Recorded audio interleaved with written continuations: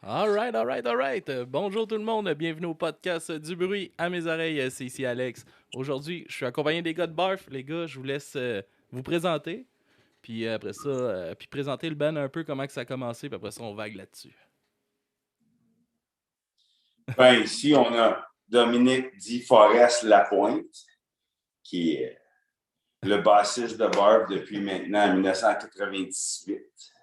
Une bonne run. 99. 98. Donc, quand même, hein? Ouais.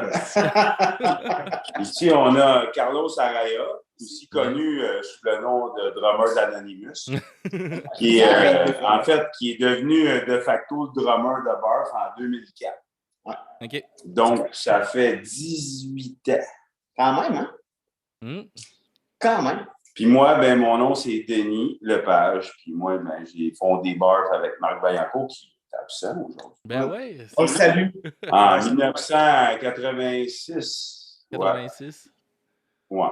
Donc, il y a de cela maintenant 36 ans. Fait une méchante de bonne run, hein? 36 ans, hein? Wow. Et voilà. Je l'ai dit, puis je pense que j'ai dit le bon chiffre. On n'a pas fêté les 35 ans.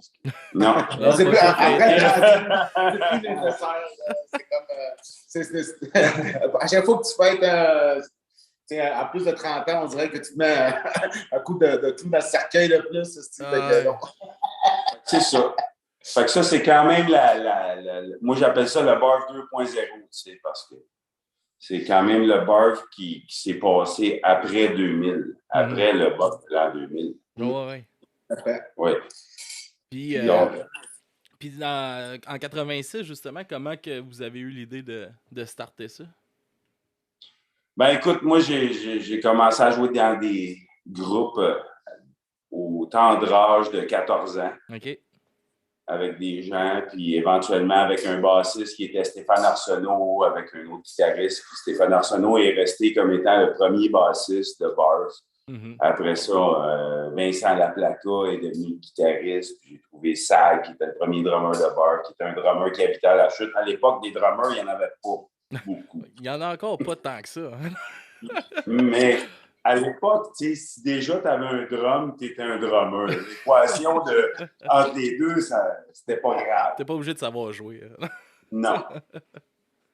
Si déjà tu avais un drum, tu étais déjà bien parti pour être un drummer. Mais les gens demandent, finalement. Oui, c'est ça. Fait que ça, c'est un peu la première incarnation en 86 là, qui. Nous autres, écoute, on tripait sur SOD, DRI, Slayer, Rain and Blood, c'était dans, tu sais, c'était ça, là. Ça se passait. Un petit peu de Cryptic Slaughter, qui est quand même une grosse influence du premier genre de Barf, je pense. Il n'y a peut-être pas beaucoup de gens qui savent c'est quoi Cryptic Slaughter maintenant, mais c'était quand même un des bands pionniers de ce genre de défonce un peu high pitch qu'on a tendance à faire, surtout dans certaines chansons.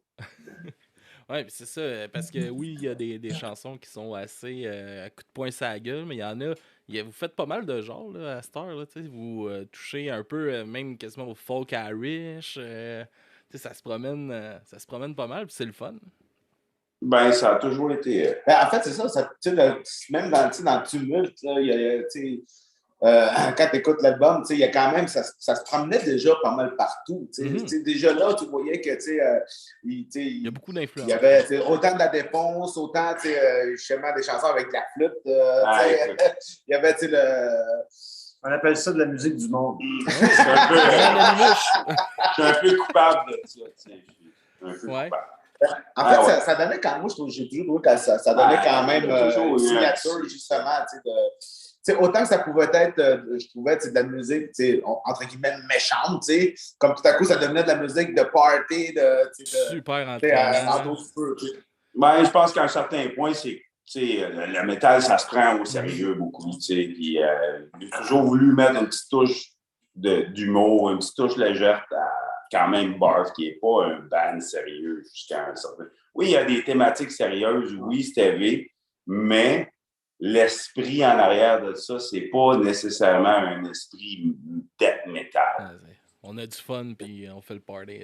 Ben, je veux dire, oui, il y a quelque chose comme ça. C'est vrai que c'est un party de notes en esti, par exemple. Ça, c'est un beau party de notes. Moi, j'étais un fan de bar féminin dans le band, puis je trouvais que c'était cool de voir ça en show. Ça, c'est un beau party de notes. Ça a toujours été ça, c'est un peu le merge d'un paquet d'influences un peu éparses, tu sais, comme... moi, j'ai quand même joué dans Barf, Guano, Groovy Hardvark, Collectivo. Je veux dire, je joue n'importe quoi. J'aime ça. J'ai joué plein d'instruments. Fait que j'incorpore toujours plein d'instruments dans mes affaires parce que j'aime ça.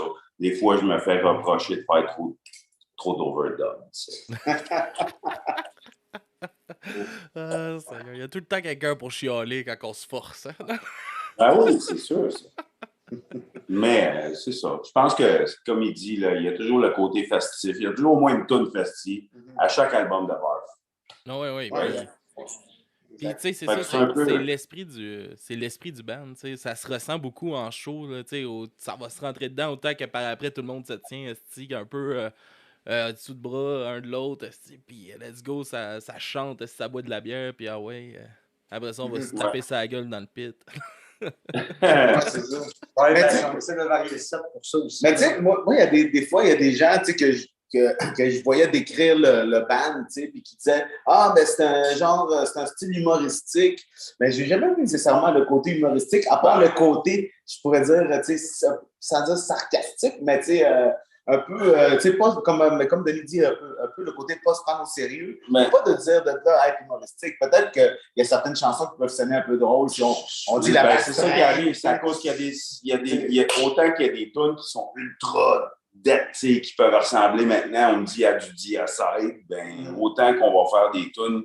La mastringue, des affaires la même, fait que ça ressort, fait que ça donne un sourire pas en show, tu sais. T'es là, right, comme, tu sais, en show en train de regarder ça, t'as quoi, la mastringue, tout le monde va se mettre à giguer, puis tu sais, fait que, tu sais, c'est rassembleur, puis c'est peut-être ça aussi qu'on, peut-être le monde... Puis en même temps, c'est casser les moules que les gens se mettent, là, tu sais, c'est comme arrête. Puis Marc, il sait comment aussi, avec son esti de charisme, de rassembler tout le monde, puis tout le monde se sent bien, puis à sa place là, dans un show de bar. Je pense que tout le monde peut vraiment apprécier ça, parce que justement, comme vous dites, vous allez passer un peu un peu des genres différents, mais tout le temps un peu agressif. Ça reste agressif quand même la plupart du temps, mais si t'es une personne qui apprécie pas nécessairement le heavy, tu peux trouver ton compte quand même.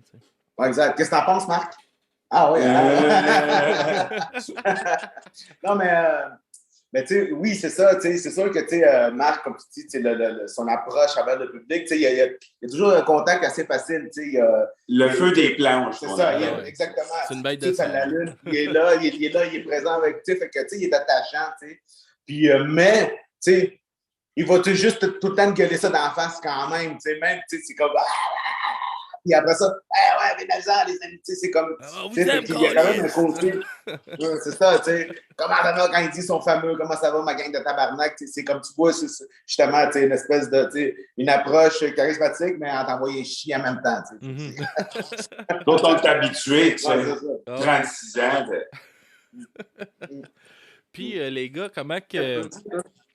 Dom, toi, comment que ça arrive l'opportunité d'embarquer dans le band? Qui c'est moi, ça, ou Forrest? Dom, ouais. Moi, c'est... en fait, j'avais organisé des shows sur la Côte-Nord. OK. Dans quel coin?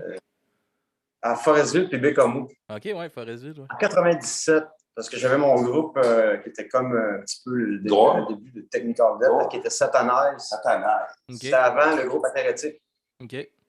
Je jouais aussi dans Gore, fait que j'avais organisé des spectacles sur la Côte-Nord. Enfin, j'avais fait descendre Barf. Les shows en plein été, il n'avait pas bien marché. Fait que je m'avais retrouvé avec une dette de 700 $. Puis là, un bon moment, je déménageais à Montréal l'année d'après. Puis là, j'avais rencontré Peter Jackson, qui était le drummer avant Carlos. Puis il m'avait dit « Hey, Barf, on cherche un bassiste parce qu'il y avait Gilles Roger qui avait été expulsé. » Ouais, il s'était fait... Ouais, j'ai remplacé. Fini. Le contrat. Mais c'est ça, après ça, je suis rentré dans le local. J'ai dit salut les gars, je veux auditionner, je vous dois 800$. Je veux auditionner pareil. Puis j'avais quand même sorti pas mal de Écoute, moi je me souviens, clairement, mais assis, de ne pas avoir joué de guitare, puis de l'avoir regardé jouer les tunes, pas de vocal, juste avec du drum. 15 tunes qu'il a joué avec Peter. Je les avais pas donné le choix, j'avais travaillé fort. Puis après ça, j'avais fait genre 98-99, c'était 25 shows. Puis la moitié, c'était des gros stages. Là. On avait fait les Franco, on avait fait la tournée du Polywog, on avait fait des medley, des spectacles avec Neurosis. En première partie, ou medley, en première partie de Neurosis. On avait fait, c'est ça, les Biohazard. Franco extérieur devant 5000. Non, Biohazard, c'était pas moi. Après ça, on a fait le Polywog avec Groovy, Voivod, la gang. En tout cas, c'était vraiment cool. C'était vraiment 2 belles années, 98. Là, après ça, de voir tout ça. Ben, ça, c'est Peter Jackson qui a lâché. Ouais. Mais c'est une petite histoire. Ouais. Mais ça, c'est un tout autre domaine qui en fait, c'est que... On va passer par-dessus. Non, mais en fait, c'est que le pourquoi il y a eu l'adieu de Barf en 1999, c'était vraiment à cause que Peter il disait qu'il était plus capable de continuer. Fait que Peter, à cette époque-là, c'est comprenable. Là, à un moment donné, je pense. Il avait un peu mal au bras, puis toutes les maladies de drummer qu'on a. Là. Ouais. Il était plus capable de jouer. Il était plus capable de rendre la musique qu'il devait rendre. En fait, c'était très pénible pour lui. Là. Après chaque prestation, je me souviens que Peter il était toujours dans le coin, fini pendant 45 minutes. Mais on a trouvé ça pénible, c'est ça. À un moment donné, il était plus capable. Puis ça a-tu été une grosse pièce à remplacer pour vous autres? C'est un gros départ? Ben, écoute, oui puis non. Écoute, moi, lui, ça fait depuis l'album. Je me souviens, j'étais au lancement de Stress, puis je me disais, à l'époque, mon drummer, c'était Bob, qui était malgré tout un drummer jazz dans un band grind. Pas exactement. C'est d'ailleurs ça qui donne le charme à toute la première époque de Bob. Okay. Tag, c'était pas vraiment un drummer de métal. C'était un drummer de jazz qui faisait du grind. Fait que c'était spécial. C'était comme avoir un peu Bill Ward sur l'acide dans ton band. Contre l'histoire des drummers, Denis. Hein? Contre l'histoire des drummers dans l'ordre. Les drummers dans l'ordre. Ben, c'est ça. Moi, comme je te dis, Sag, c'est devenu le drummer de mon band avant Peur, qui s'appelait d'ailleurs en 1985 Cataclysme avec un C. Right? Parce que moi, je jouais de la guitare, je chantais, Stéphane Arsenault jouait de la basse, Vincent Laplaca jouait de la guitare, puis Sag jouait du drum. Là, on jouait exclusivement du Slayer, une tonne de DRI, puis une tonne de Venom. C'est devenu Barf quand Marc est arrivé. Ben, en fait, les gars, ils trouvaient, écoute, ironiquement, en 1985, les gars trouvaient que je chantais trop bas. Donc, on a cherché un chanteur jusqu'à temps que fucking Marc il vienne. Quand même, on a cherché un chanteur longtemps. Là. J'ai eu des gars qui venaient chanter là, des petits punks. C'était drôle. Mais jusqu'à temps que là, Marc il arrive. Ça, c'est un party d'Halloween à la chute. C'est des gars de Laval qui connaissaient Marc. Marc, il avait comme un autre band qui s'appelait Barf avec Martin Goyer, qui est un gars qui est venu jouer de la basse avec nous autres, qui malheureusement s'est pendu, s'est suicidé maintenant. Martin Goyer, c'est lui, en fait, qui a trouvé le nom Barf. Je ne savais même pas ça. Ouais, fait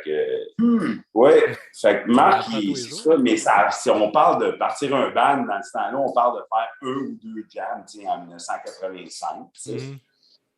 Donc, éventuellement, Marc est venu, party d'Halloween à la chute. Les gars de Laval, il y a un gars, je pense, qui fitterait dans votre band. Puis là, on a joué 1000 de SOD. Puis je me souviens, il était pas tête pantoute, mais on était comme, wow, t'as-tu entendu ça? On l'entendait, man, ça bûchait. Même s'il était pas tête. On l'a rappelé. Ouais, c'était comme, on n'avait pas vu ça, un gars qui décapait. Là, puis après ça, Peter est arrivé. Ben, c'est ça. Après ça, Sag a fait les 2 premiers démos, les 2 premiers albums. Ça a été fait avec Sag jusqu'en 1900, dans le fond, 94, là, je pense, où Sag est parti, puis Peter l'a remplacé. Peter a fait, après ça, avec les autres surprises, puis Catharsis, jusqu'en 99. Puis là, après ça, il y a eu un hiatus de 4 ans.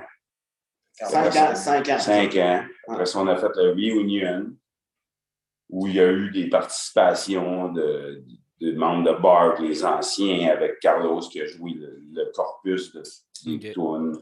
Qui est au Spectrum. C'est-tu le départ de Peter qui a fait en sorte que vous avez pris une pause à ce moment-là? Que le Ben oui, absolument. À l'époque, pour moi, c'est comme je t'ai dit, quand j'ai fini Barb, j'ai commencé à jouer dans Groovy Hard Rock pendant 2 ans. J'ai fait 100 shows. J'ai parti à Sabat Café. J'ai embarqué dans Collectivo. Marc a fait des écorchés. Ouais. Ça a été comme une période... Les écorchés, c'est venu après. Les écorchés, c'est venu après le Réunion. Oui, c'est venu après le Réunion, les écorchés.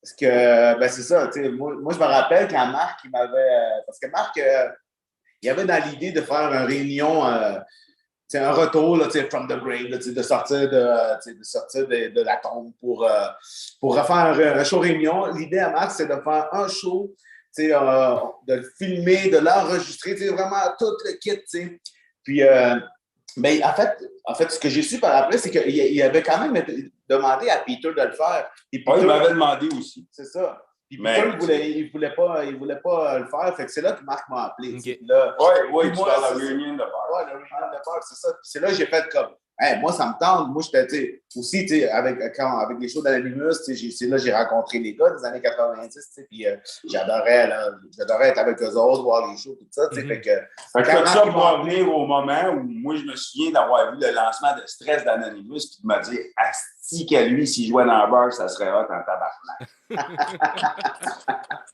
C'était vraiment trippant. Et voilà. Le tour est joué en 2004.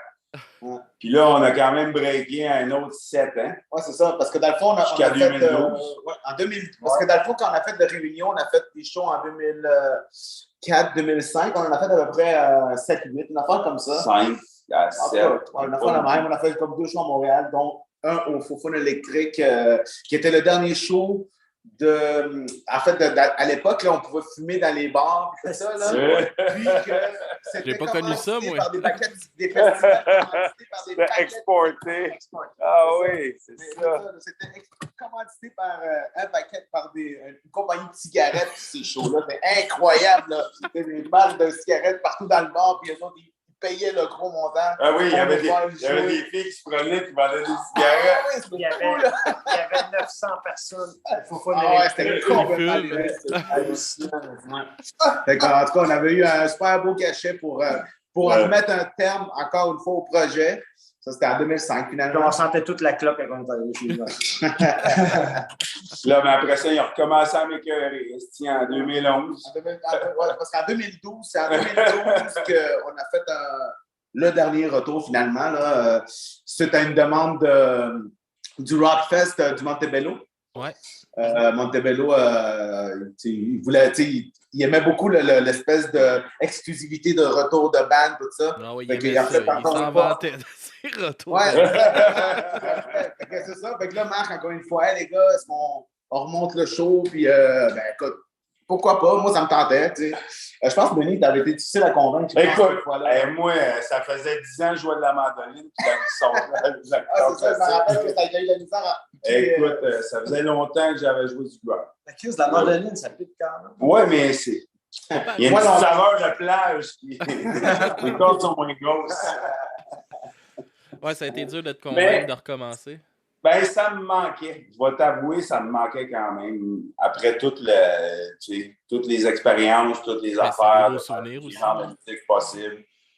Barb, c'est quand même c'est les trips. C'est comme je te dis, c'est 36 ans, c'est ma vie depuis que j'étais ado. On a fait notre premier show à mon école secondaire.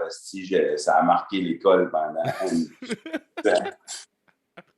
Fait que, tu sais, je peux pas, tu sais, à un moment donné, c'est ce que c'est, tu sais.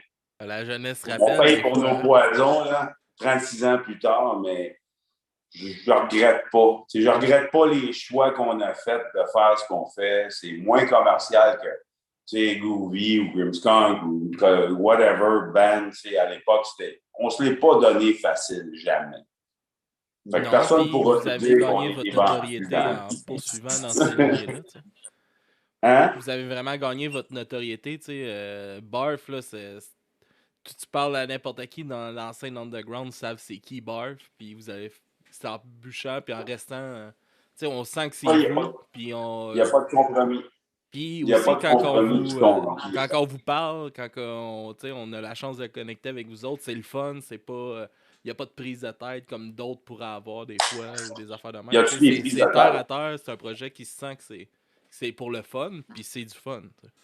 Ben, oui, non, c'est vrai, le bar, c'est. Je pense que, en fait, moi, j'ai appris avec le temps que, tu sais, on fait souvent la musique pour les mauvaises raisons. Mm-hmm. C'est important de faire la musique pour les bonnes raisons. Ah ouais. Ça, là, ça a l'air niaiseux ce que je dis, mais je pense qu'il y en a qui vont comprendre. T'sais, quand tu fais de la musique pour être populaire, pour avoir une vidéo, pour faire de l'argent, moi, j'appelle ça chase the dragon, chase the dream, tu sais. Puis des fois, il y a beaucoup de friction avec ça. T'sais. Ça vient qu'une friction nécessaire. C'est le même gars qui reste dans le band, puis le reste du band, il change en Chris aussi. Ben, c'est ça, exactement. Puis, tu sais, comme, je pense que dans le band, dans la formation qu'on est là, il y a quand même beaucoup de respect. On est quand même, tous quand même des personnalités assez différentes. Chacun, on vient tous de quand même. On a tous notre bagage. On a vraiment de différents milieux et tout. Moi, j'ai pas nécessairement grandi là, avec Denis dans ma vie, mais on se rejoint quand même. Aujourd'hui, Chris, on est des grands chums, là, mais au début, on a appris à se connaître. En fait, on a appris le respect de chacun. On se connaît quand même déjà depuis au moins 18 ans.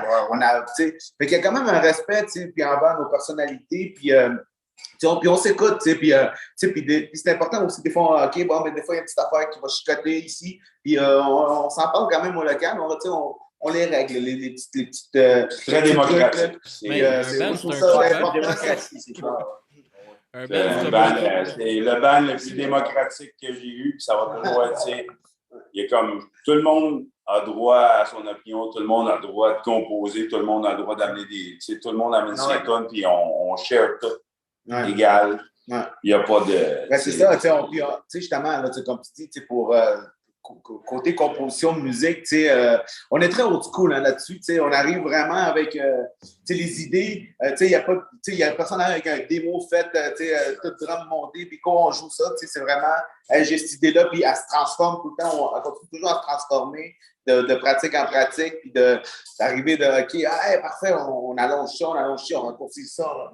Ben, moi, je pense que c'est nécessaire à la vitalité et la longévité d'un band de fonctionner comme ça. Sinon, de guerre d'ego. Puis... Ben oui.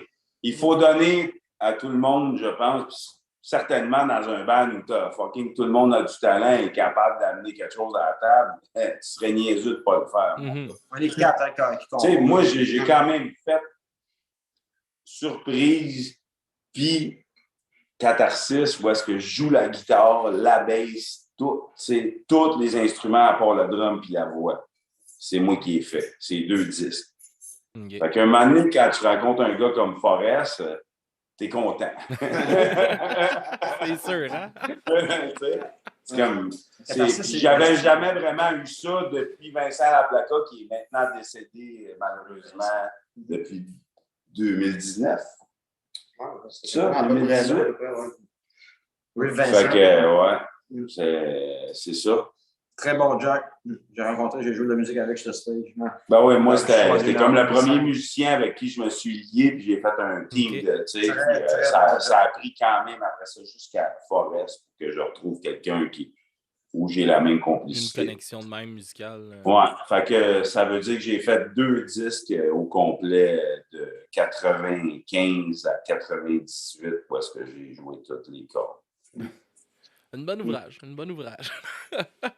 Oui, c'est sûr que c'est Denis qui a composé dans l'histoire du band. C'est sûr, les 3 derniers albums, c'est tout le temps Denis qui compose un petit peu plus, mais on est quand même les... Ben non, mais maintenant, moi, je pense que maintenant, il y a quand même, on a quand même cette nouvelle formation-là. Forrest, c'est une machine. Lui, il a tout le temps des machines à oui, ben, moi, t'as des familles, tu travailles. Vous êtes beau, les gars, vous lancez des compliments de même.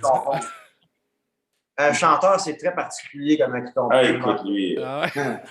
Non, ben, en fait, les gars, j'ai ça comme parole. Ouais, ça fait longtemps qu'on fait ça. Il chante les riffs. Ça fait 36 ans. Il chante les riffs, puis c'est Denis qui sort à la guitare. OK. Ouais, tu vois, c'est ça. Ouais, les tunes à Marc, c'est il arrive avec son affaire, puis là, il...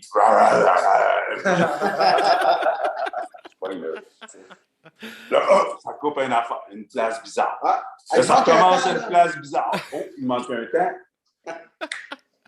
Mais non, il n'en manque pas. Oui, non, il faut faire ça de même. Parfait. OK, on va la même que je veux que ça sonne.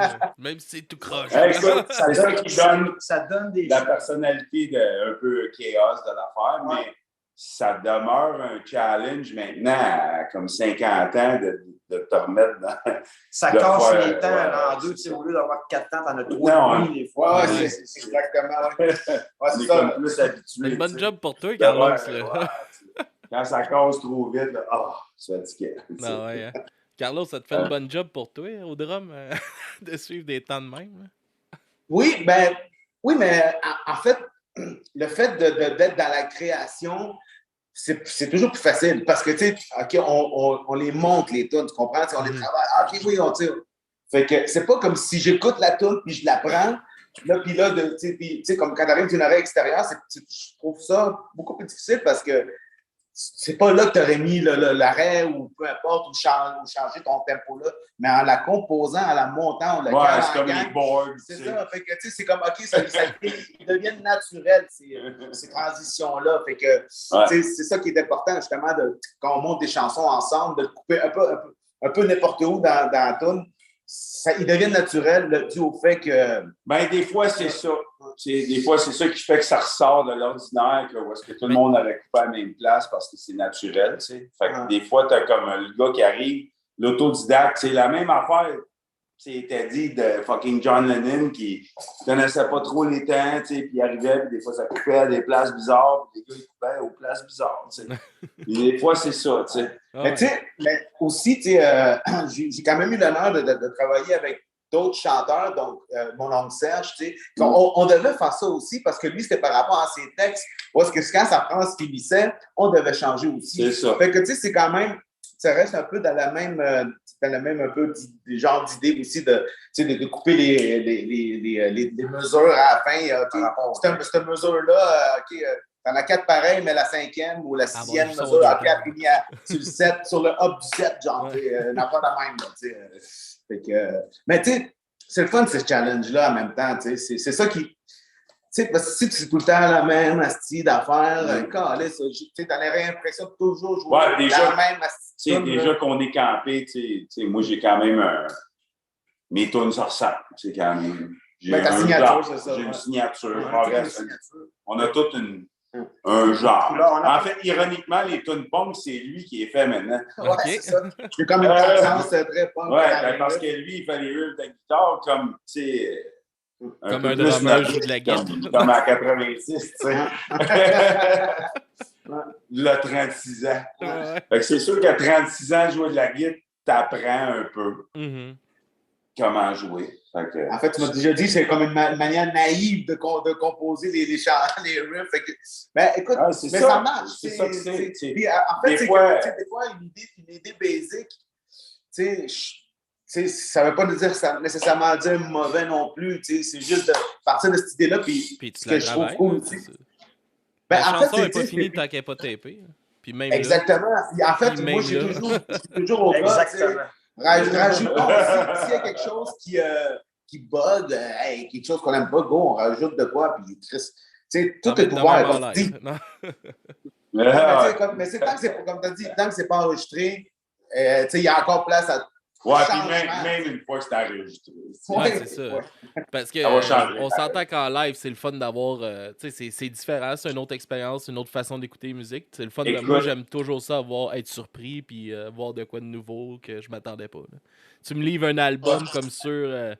Comme que si je l'écouterais dans le P3, fuck you, ton esti show, il est plate. Là. C'est sûr.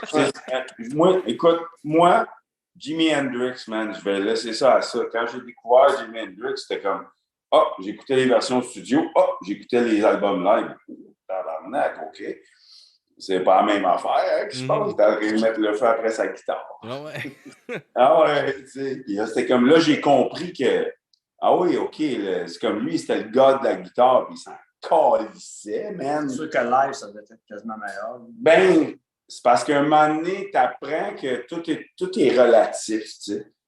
C'est sûr qu'aujourd'hui, tu as le standard. Tu vas voir Rammstein, ils font les tunes pareilles avec les temps. Mais en fait, c'est ça. C'est que c'est comme... C'est aussi des bandes, tu sais, que vu qu'ils ont à jouer avec des clics, de la projection, fait que, tu sais, ils peuvent pas sortir, tu sais, du cadre parce que, tu sais, ça tout match avec, tu sais, justement, tout, c'est des machines. Ouais, ça, dans le fond, ça, ton oui, show, mais... c'est une machine, c'est un ordi ST qui est en train de planer tout ton show qui se passe. Puis oui, c'est incroyable. C'est ça. Puis oui, on est en 2022, puis t'as pas le choix d'admettre qu'on est rendu là. T'sais. En même temps, moi, mais je vais voir, mettons, on va voir Rammstein en show. Il donne un show quand même. Ben oui, oui. Mettons, moi, j'ai été voir, un moment donné, j'étais allé voir Disturb, c'était calisse que c'était décevant, là. Qui sont mauvais, là. Ils marchent sur le stage. C'est ça, hein? Ouais, The Sound of Silence, c'est eux autres, leur cover, non? Ouais, leur nouveau là, cover qui pour tromper petite matante pour remplir leur salle, là. Comme ce qu'on essaye de faire. Ouais. Au moins, vous autres, vous restez dans votre couleur, restez. Nous, on essaie de tromper celui qui écoute 94.3, genre ces genres de. Les radio énergie de ce monde, là, que des fois, de temps en temps, ils mettent une tune un petit peu plus crunchy. Là. Nous autres, c'est vraiment. Notre but, c'est de faire chier Harmonium Symphonique. Ouais, c'est ça, il va y avoir 2 shows qui roulent au Québec, Harmonium Symphonique et Harmonium avec Barf. Barfmonium. Ah ouais. On a le nom de la tournée. Puis, je serais intéressé de savoir un peu comment que vous avez rentré en contact avec la musique plus underground, plus atypique comme le métal puis tout ça. Wow. Ça, c'est de la grande question, ça. Ben, tu sais, écoute, moi personnellement, moi, dans ma famille, moi, je viens du Chili, OK? Puis au Chili, tu sais, mon père, maison, tout ça, c'était des gros écouteurs de rock, tu sais, surtout anglais, là, tu sais, on écoutait beaucoup de Deep Purple, du Black Sabbath, tu sais, moi, j'ai grandi un peu dans ce milieu-là à travers des Cumbia puis des trucs comme ça, là. Ce qui était mais fait que moi, j'ai grandi un peu dans le milieu du rock, tu sais. Je me rappelle, moi, j'habitais en Argentine, puis à l'âge d'à peu près 7 ans, je me rappelle que mon père puis mon oncle dit « tu sais, le drummer de Led Zeppelin, il est mort. » Puis il racontait ces histoires-là. Je trouvais ça « c'est bien fucké. » Puis en tout cas, fait que là, ça reste... C'est vrai que c'est fucké. Moi, j'avais des billets pour aller voir ça avec ma cousine quand j'avais 12 ans. Là. Ah ouais, puis le show a été cancellé à Montréal parce que fucking John Bonham était mort. Il n'aurait pas pu mourir après, tabarnak. Ouais, c'est ça. C'est ça, en tout cas, pour continuer mon histoire, c'est ça, tu sais, le fil à l'aiguille. Bon, je suis arrivé ici au Québec en 1981. Puis, c'est arrivé à peu près à la même époque que Black Sabbath venait de sortir l'album dans le temps que Ronnie James Dio chantait avec Black Sabbath. Mon père, mon oncle m'ont emmené au Forum de Montréal, aller voir ce show-là. Mais moi, j'étais petit cul, là, j'avais 8 ans. Là, wow. Moi, je suis allé voir ce show-là. Je me rappelle, j'étais avec mon cousin, puis on se promenait au Forum, on était sur le parterre. Pendant le show, on se promenait entre les rangées, puis est-ce qu'on ramassait l'argent que le monde échappait de leur poche, parce que tout le monde sautait, tu sais. Là, on ramassait de l'argent, si attends, entre les tonnes, si on regardait ça. Là. Mais en tout cas, moi, très jeune, j'ai baigné dans le milieu très rock, tu sais, on va dire, le hard rock plutôt, là, du Deep Purple, des affaires de même, tu sais, Ryan Heap, puis des affaires de même. Puis je me rappelle, en fait, justement, après ce show de Black Sabbath, là, on est allé chez un de mes vieux cousins, puis là, c'était le after show, le party d'after show.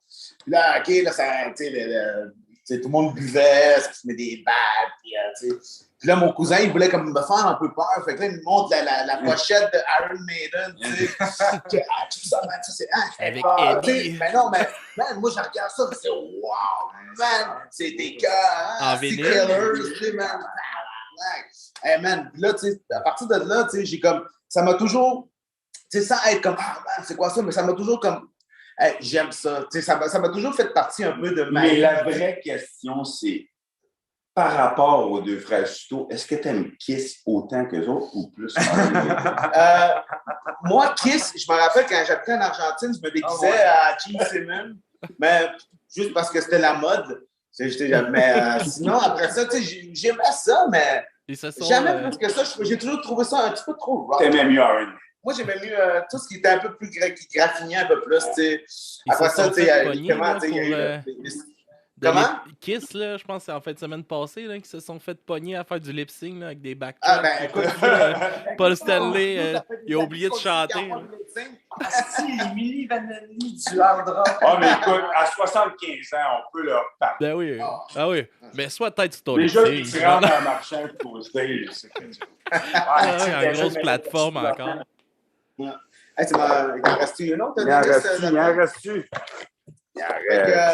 Ben voilà, écoute, c'est depuis la Nigri, c'est à force d'écouter de la musique qui graffine un peu plus, mais à un moment donné, c'est un peu comme la boisson, tu vois des affaires de plus en plus fortes, mais... Ça ne finira pas, là. Tu peux demander à Dom.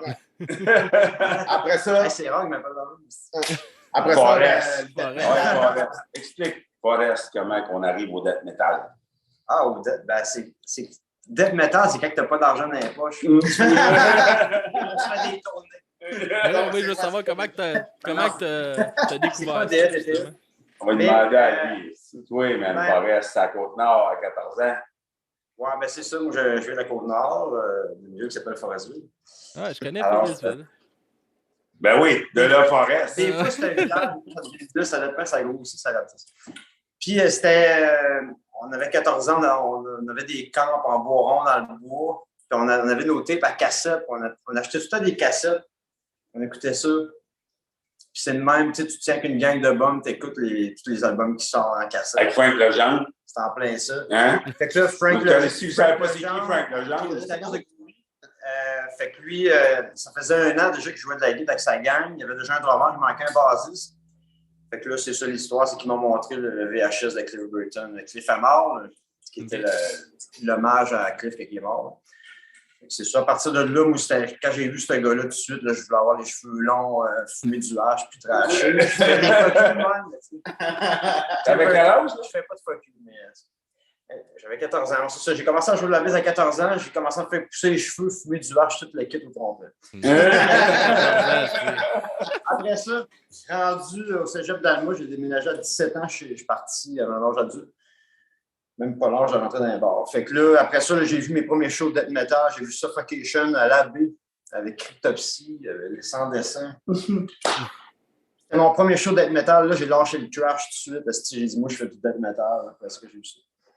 Ouais. Et après ça, j'ai déménagé à Montréal avec mes bandes de death qu'on avait fait à Alma, qui était à Thérétique, c'était dans le temps. Gore, qui était un band de l'Abbé. Puis rendu à Montréal, je les ai rencontrés. Puis il se prostitue avec Barf. C'est ça. Puis là, après ça, on a fondé, j'étais membre originaux d'Augury, de Beyond Creation. J'ai fait partie avant de Covadis en session. J'ai fait beaucoup de sessions. J'ai fait après ça Beyond. Après Beyond Creation, c'était First Fangman, puis etc. Puis Barf, ça a été mon premier groupe montréalais. Avant Augury, ta gang. Fait que moi, je parle un peu moins que Denis. J'ai eu ma petite bulle, merci. C'est oublié, là. Laquelle? Terramobile. Terramobile, c'est vrai. Hey, parce que Denis, c'était un fan de Terramobile. Ah oui, Terramobile, c'est comme... C'est vrai, oui, Terramobile. Terramobile, c'est là où John Zorn devient fucking plus élevé pour moi, là. Fait que là, c'est au tour à Denis. Tu es déjà content avant, mais moi, comment? Moi, c'est comme tu dis, c'était les cassettes, les clés. Ah ouais, c'est Raining Blood. C'était quoi l'histoire de Raining Blood? C'est que ça me passe. Ben ça, c'est... En fait, moi, là où j'ai vraiment commencé à triper là-dessus, là, moi, j'étais pas fan du heavy metal en général. Ozzy Osbourne, je tripais pas trop, tu sais. Même Rush. Tu sais, moi, je trippais ces Beatles, les Stones, du vieux blues, la musique psychédélique. Quand j'étais flow, c'était ça, mon enfant. Okay. Tout le rétro là, qui partait de 1952 à 1975. Puis là, un moment donné, il y a un gars qui m'a fait écouter du Metallica, du Maiden. Tu sais, j'ai entendu ça. Là, ça, j'aimais ça. Fait que là, j'ai commencé à fucking pogner. Là, un moment donné, Venom, mon gars. Dieu sait pourquoi j'aimais ça, mais j'aimais ça. Là, tu t'es peinturé à la face blanche. Venom. Mais non, pas pantoute, mais j'aimais juste l'espèce de fucking drive qu'ils avaient, Venom. Puis là, je me souviens, j'avais 14 ans, j'allais voir Venom au Spectrum. Puis Slayer, il ouvrait. C'était fucking Hunting the Chapel qui jouait en tournée. OK. Puis là, j'avais 14 ans, j'avais un petit coat de toile noir, tu sais, avec des petits cheveux, je rentre là au Spectrum, tu sais. Puis là, on check ça. Puis là, il y a Razor, tu sais. C'est Razor, tu sais. Oui, mais il y avait comme un petit quelque chose dans le son de guitare un petit peu trop high. Ouais, un petit peu rasoir. C'était un petit peu trop rasoir. À l'époque, c'était tout. Ouais, tu sais. Fait que là, mais là, hey, mon gars Slayer, il embarque tout. La face. J'ai fondu, tu sais, il commence avec fucking Chemical Warfare, tu sais. Puis là, après ça, Venom, oublie ça, c'était fini. C'était rendu Slayer. C'était comme, ma vie a changé, là, cette journée-là. Puis, Bande de là, trash comme, metal, okay, ça part. on apprend à jouer du Slayer. Ah ouais. Puis là, un moment donné, Marc, quand j'ai connu Marc, il écoutait beaucoup de musique, tu sais, plus underground. Plus défonce. C'est plus défonce, tu sais. Lui, il se tenait avec les gars de Damnation au local, tu sais. À cause de lui, j'ai connu les gars d'Aggression, les gars de Damnation, tous ces gars-là, tu sais. Parce qu'il est plus vieux que moi, tu sais. Mm-hmm. Hey! Tu l'as plaigné. C'est comme c'est ça. Marc, c'est le plus vieux. Il a quoi, 54 ans? Non, 54. Moi, j'ai 52 ans. Toi, t'as? 48. Puis toi, t'as? 34. Voilà, c'est pas vrai. On est plus proche, moi, puis toi, Forrest. Comme les Dalton. Moi aussi, le Ben, il Fait est que plus dans vieux le que fond, moi. c'est lui, tout ça pour dire qu'il m'a fait découvrir tous les Septic Death, les Cryptic Slaughter, les Extreme Noise Terror, Damnation, toutes ces bandes-là, je connaissais pas ça. C'est vraiment ça qui a donné la... Wow, OK, il y a moyen de mettre ça plus élevé encore que ce qu'on fait, tu sais. Mm-hmm. Right? Ben, Puis, c'est ça. En fait, moi, je me remets à l'époque où on était jeunes, adolescents, tout ça. Moi, je me rappelle toujours, à chaque fois que j'écoutais quelque chose qui était plus élevé que j'écoutais déjà, ça me faisait comme aïe, qu'est-ce qu'on peut encore franchir une autre étape? Ça, c'était malade. Moi, j'écoutais la radio à Montréal, une radio universitaire, c'est KUT. Le lundi soir, à minuit, il y avait toujours des... C'est là que j'ai découvert justement les Obituary, puis la première vague de death metal. Écoute, si on peut dire Claude Rajot puis le Metal File, man, c'était fucking champion, ça, man. Quand moi, j'étais flou, le Metal File, c'était une vraie... J'ai découvert Destruction, Celtic Frost à cause de ce fucking Metal File, man. Claude Rajot, il mettait ça à chaud. Il était bon, Claude Rajot aussi. Écoute... Chris, il mettait... Oui, c'était lui l'animateur metal. Oui. Il y avait le Metal File le vendredi soir. Puis je me souviens, j'enregistrais ça religieusement sur des cassettes, 4 tracks. C'est vrai que l'histoire de Barbe s'est passée sur des cassettes pour m'en savoir des cassettes pour moi. Ouais. Donc, Claude Rajot, c'était l'animateur avant Paul Sarrazin. Ben oui, mais écoute, tu t'as dit, avant Claude Rajot, personne n'a fait ça. Personne n'a... Et puis lui, il avait sa vitrine. Écoute, il mettait du Destruction à Chaume en 1985. Là. Ah ouais. Faut le faire! Il avait les couilles de déranger le monde, mais ça le dérangeait pas, lui. Ouais. Même ses émissions un peu plus tard à la TV où il trashait des albums ou des cossins de mort. Ouais, c'est ça. C'était tout le temps super bon. Oh, il est extrême. Moi, j'ai énormément de respect pour ce gars-là. Je pense que lui, il a fait beaucoup, justement, pour promouvoir ce qui s'appelle l'alternatif, l'underground, le pas. Ah, c'est un amoureux de musique, là. Ben oui. C'est incroyable comme... comme gars. J'aimerais bien ça, à un moment donné, je vais l'inviter sur le podcast, lui. Puis, est-ce que vous vous rappelez le premier album que vous avez acheté avec votre propre argent? Oui. Tu parles-tu de ceux-là qu'on a volés avant? Hein? Non, mais moi, j'avais été acheter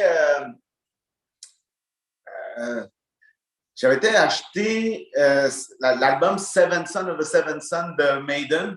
OK. Parce qu'avant ça, justement, les albums, ça, mes parents me les achetaient, tout ça. Le premier album que j'avais été acheté, c'était Seven Son of a Seven Son. Ouais, j'étais au secondaire. C'est en 87, ça, je pense. Moi, je pense que mon premier album que j'ai acheté, c'est sûrement un album des Beatles, mais je me souviens clairement d'avoir payé pour The Song Remains the Same, qui est un album double. Ça fait que c'était fucking cher. Moi, c'était Extreme Aggression, The Creator. Très bon album. Il n'y a pas de bass pantoute, mais calisse que je vais le dire, là, c'est un bon album. Ouais. Mais après, moi, j'ai une petite anecdote concernant acheter ton premier album. En fait, Seven Son of a Seven Son, faut que je le précise, c'était en cassette. Parce que mon premier CD, c'était l'album de Paul Piché. Ah ouais? Mon premier CD? Mon premier vinyle? Non, un CD. Parce que j'avais été m'acheter un système de son plus tard, là, dans ma vie. Puis là, il m'a dit, je vais m'acheter un album, un CD. Je dis, parce que j'étais dans une période où je voulais découvrir la musique québécoise, ce qui se passait ici. J'avais été acheter un album de Paul Piché. Belle façon de commencer. Écoute, c'est ça. Ben écoute, c'est ça. Ben oui, je fais Elvis.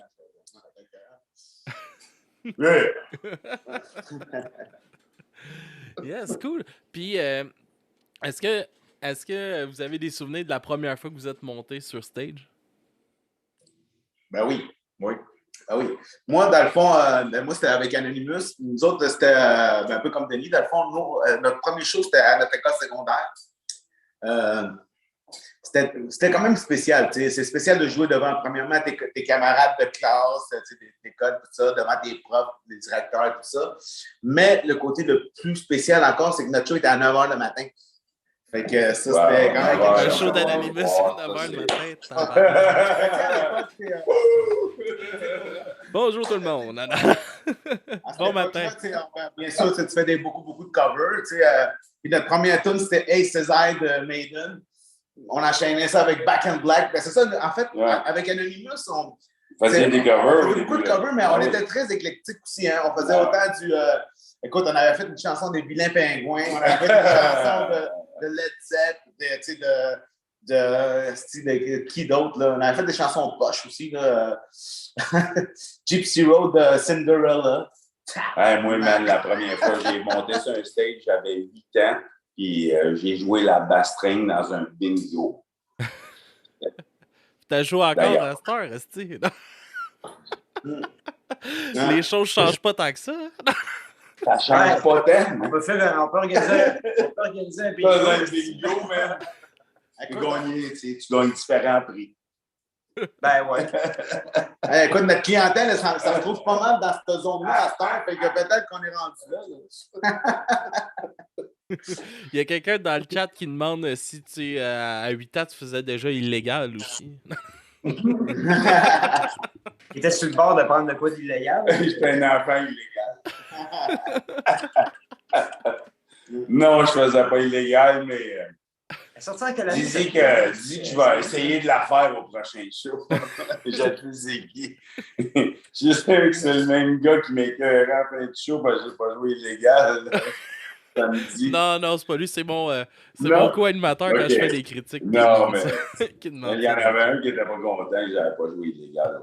Lui, je pense que ça l'a gagné illégal. Mais c'est un fan non. Illégal, je dois t'avouer que ça s'est passé. Ça a été pas mal la première tune où est-ce qu'on a dit on fait-tu des covers, j'ai sorti du jouer illégal, il me semble. Ouais, ben. Oui, je pense que c'était le premier cover qu'on a sorti. C'est le premier cover. On a monté, oui. Le premier cover qu'on a monté. Comment vous les choisissez, justement, vos covers? Ben, en fait, on a fait quand même quelques écoutes. On se faisait des meetings Zoom, là, puis on disait, hey les gars, on fait des recherches, on trouve des idées, on avait sorti une couple d'affaires. Puis là, on arrivait avec ces idées-là au local. On arrivait au local, puis on branchait le téléphone, puis on écoutait les tunes. Ah ouais, ça c'est cool, hey, ça c'est le fun, hey, on essaye celle-là. On a quand même fait des recherches. On n'a pas juste dit. Ben, j'ai quand même pitché une coupe. Oh, non, c'est ça. Mais on a quand même. J'avais quand même une coupe. Il y a 3 tunes au moins que je. Ah, OK. C'est même. Mais ça, moi, je trouve que ça a été vraiment un processus de fun. Moi, il y avait des chansons que Denis a proposées que j'avais jamais entendues de ma vie. Il y avait l'autre affaire de Capitaine No. Ça, c'était cool en Christ, cette tune-là. Finalement, on l'a mis de côté, mais c'est vraiment fucké. J'étais à la tune de Jim et Bertrand. Je voulais faire André, laisse-toi pas niaiser. André, laisse-toi pas niaiser. Jake.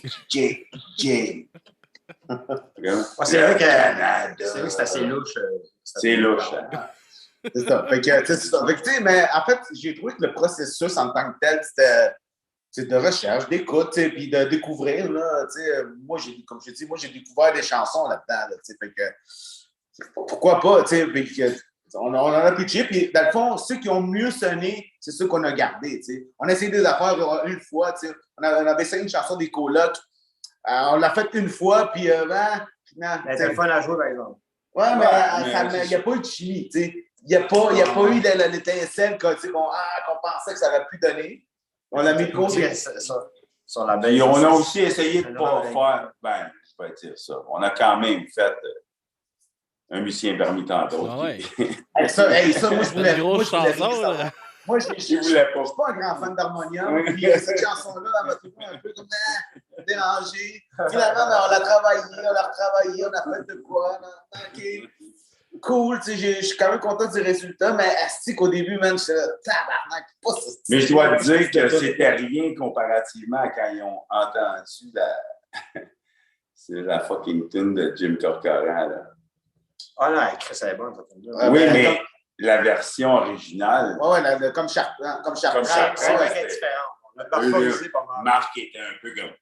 Ouais. Ben, en fait, moi la première fois que j'ai entendu cette chanson-là, de la chanson de Jim et Bertrand, ce qui m'a accroché, c'est vraiment l'espèce de côté un peu folk. Là, tout à coup, là, tu arrives au solo, un espèce de solo à la Santana. Il y a une foule de groupe dedans. Là, je suis comme, oh yeah, man. Il y avait quelque chose de spécial, mais le vocal, le texte, tout ça, man, c'était comme full accrocheur, mais bizarre. C'était vraiment comme la manière que tout est fait. Il y a une espèce de. Puis, il expérimentait, hein, les bandes. Ouais, je trouvais que Chartrand, je trouvais que c'était opportun. Puis il y avait de quoi faire avec cette tune-là. J'entendais l'arrangement. Puis je trouvais que thématiquement, Chartrand, ça reste toujours quelqu'un qui va être pertinent au Québec. Ah ouais. Parlant du nouvel album, je vais juste montrer la pochette en passant. Ah ouais, man, il est super bien. C'est le vinyle en passant. Là. Ouais, vraiment bien. Ah.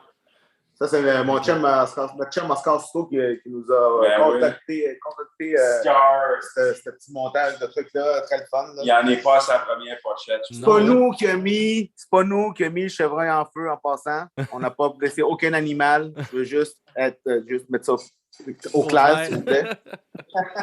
C'est rien que pour le look. Ouais. Non, c'est ça.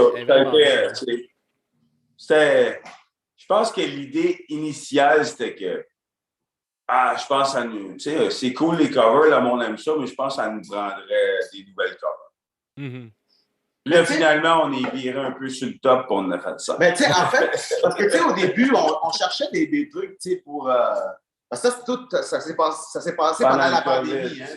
Fait que là, tu sais, au début, on se disait, qu'est-ce qu'on pourrait faire pour de rassembleur ou whatever, tu sais. Parce que même au début, on s'est demandé même, on devrait-tu même reprendre des chansons de Barf, puis justement, soit les refaire, soit des chansons plus festives, les refaire, les réenregistrer. Puis là, on s'est dit, mais pourquoi refaire nos tunes?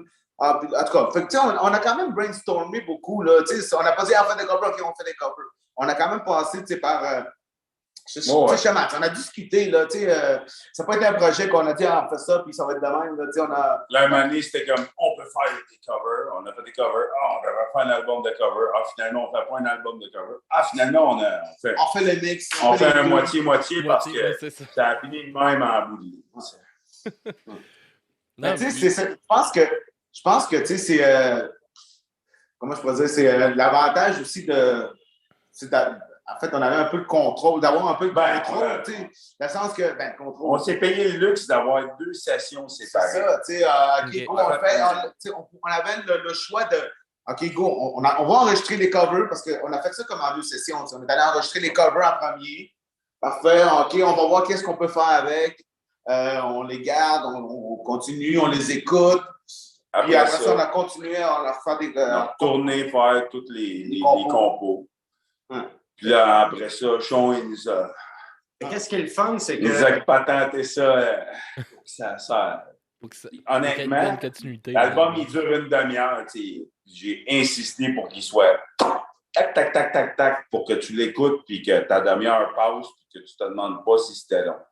Ouais. Mais qu'est-ce qui est le fun, c'est que faire des covers, ça te sort de ton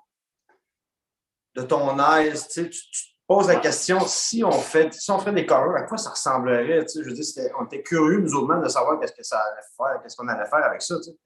Puis en même temps, pour moi, pour le band, c'était tout un...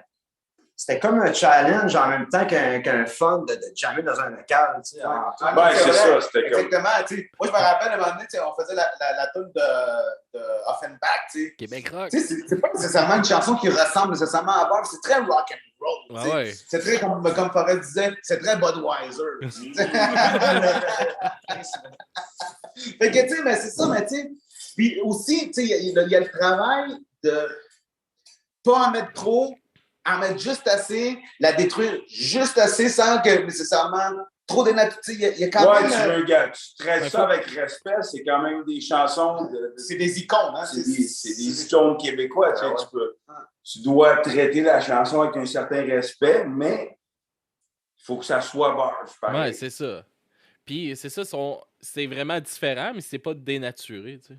Quand on l'écoute, tu reconnais les chansons. Tu reconnais les chansons, je pense, assez facilement en général. Ouais, c'est ça. Tu fais pas comme Chris, c'est une nouvelle chanson. Là. Tu fais Chris, ils ont cover illégal. À part peut-être, comme Chartrand, il y a tellement peu de monde qui connaît cette chanson-là qui vont penser que c'est une chanson de beurre, comme apparemment Le Petit Poisson. Ouais. C'est peut-être illégal qui est la plus proche de l'original. Oui, illégal, ouais. C'est celle qui a été. Moi, c'est vrai que tu as raison. C'est celle qu'on a gardée vraiment. On a juste accéléré ça parce que si tu écoutes la version originale, c'est fucking slow.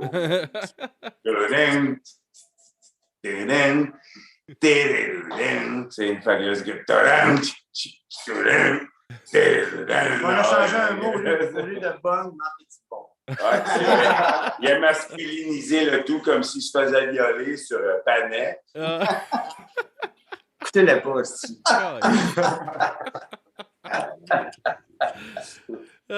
Puis tu sais, c'est le fun avec... Il a sur Panet, mais c'est pas fait violer. Non, c'est pas grave, c'est un bon Jack pareil. Justement, avec vos covers, tu sais, comme vous avez choisi aussi des chansons que tout le monde va pouvoir chanter, tu sais, la plupart là, pour vos covers. Puis ça, c'est le fun, ça gagne aussi du monde de ce côté-là.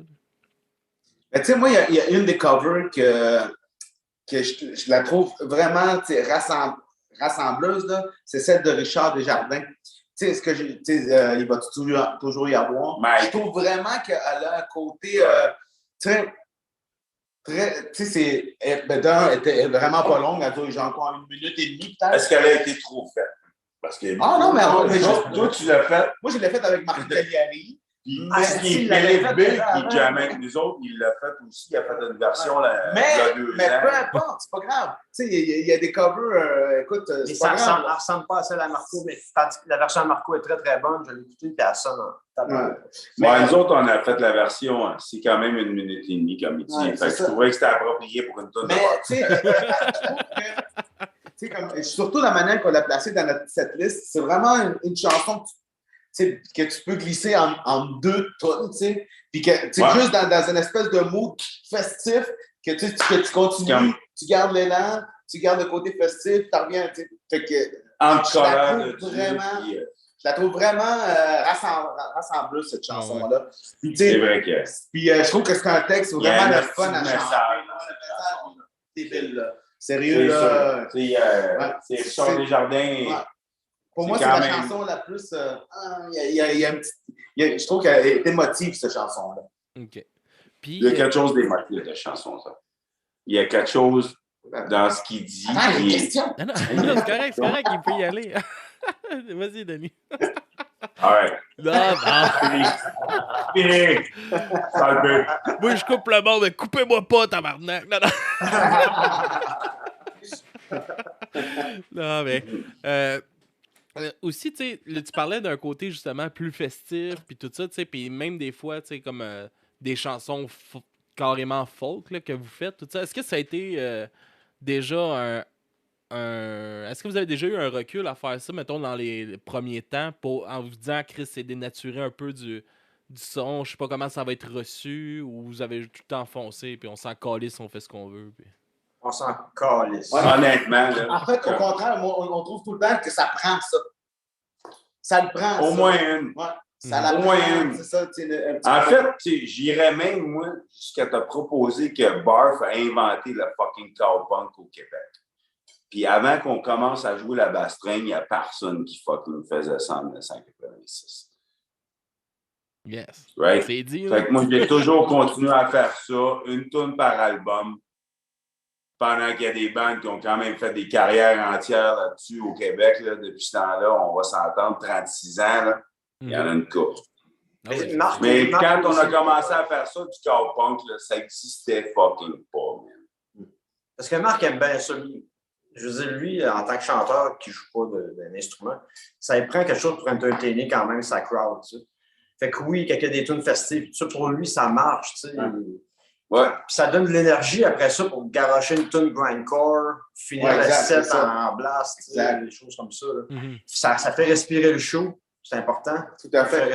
En fait, tu as tout à fait raison, parce que c'est important, tu sais, de... Justement, tu sais, comme quand créer un setlist de show, créer même un pacing d'album, tout ça, tu sais, il y a quand même une certaine courbe à respecter. Sans dire à respecter, mais plus ça qu'on respecte. Justement, comme tu commences un show, si tu donnes, là il y a toujours un petit down pour le spectateur en train de regarder un show. Là, ça te prend, tu sais, un petit remontant, une petite chanson festive, pour après ça revenir encore avec des tunes rentre dedans, tu sais, parce que si tu le donnes en tout cas, pour Barf, de donner un show totalement blast, totalement rentre dedans. Juste festif, ça marche pas. C'est ça, exactement. Ça prend l'équilibre des deux, parce que sinon, c'est juste du blast, pour Barf, ça devient un peu monotone dans un sens. En tout cas, le Barf moderne est plus comme ça, je pense. Plus. Ben, je veux dire, c'est comme je te dis, il y a toujours eu ça. C'est sûr que là, avec l'accumulation des tunes, avec l'accumulation, tu sais, à force d'en faire une par album, on pourrait faire un album entier de chansons celtiques. Ben c'est ça. Mais en fait, c'est pour ça que je disais ça tantôt. C'est de là l'idée de. Au début, on avait genre. Je joue à Saint-Patrick. Oui, c'est ça. C'était ça la première idée. C'était comme on prend toutes ces tunes bizarres de Barf-là qu'on a faites. Tu sais. C'est ça. Et on fait un album avec ça. C'était comme.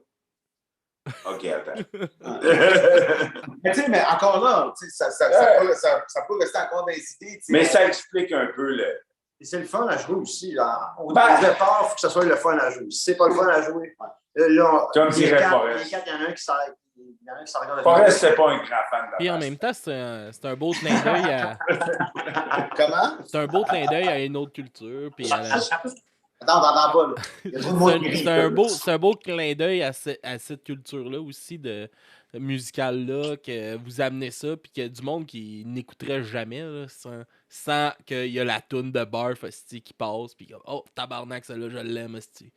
Puis ah ouais, là. Ouais. Ben écoute, si des fois, justement, ça peut ouvrir, tu sais, mettons, un métalleux qui écoute du Barf, puis que, OK, ça l'amène à découvrir un autre style que juste de la musique défonce, et vice-versa, hein. Et vice-versa, tu sais, peut-être que cette chanson, tu sais, exemple, la chanson Whisky qui va jouer dans un party celtique, puis moi, hey, c'est qui cette bande-là, puis finalement, on va se mettre à découvrir des tunes métal, tu sais, ça va des deux côtés, tu sais. C'est vrai que c'est très hybride comme bande, Barf. Mais c'est sûr que je suis un fan fini de Pose. On va se le dire. Ouais. Fan fini de Pose. Depuis 30 ans. Fait que c'est sûr que tu me dis, on fait whisky. Je te vire ça en pause, là, ça a pris. C'est pas trop. Whisky. Et ça dans le sac. Ouais, ça a une belle vibe, puis justement, ça rentre en plein dans le vôtre, là, tu sais. C'est comme un fit qui fit pas, là.